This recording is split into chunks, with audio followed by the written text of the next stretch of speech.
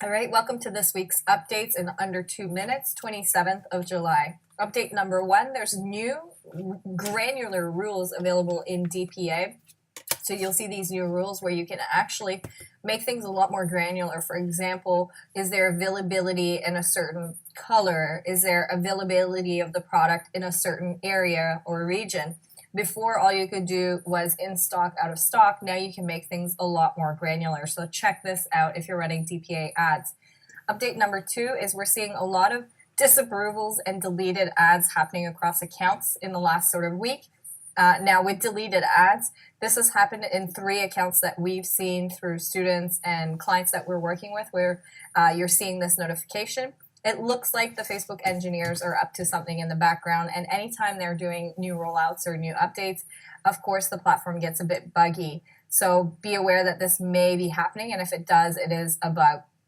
Disapprovals, make sure that you check the latest updated Facebook policies.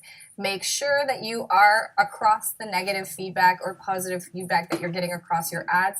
Your ad account, if you're seeing a lot of disapprovals with ads again and again, and as long as you're following the policies, has likely been flagged. So just be aware of that.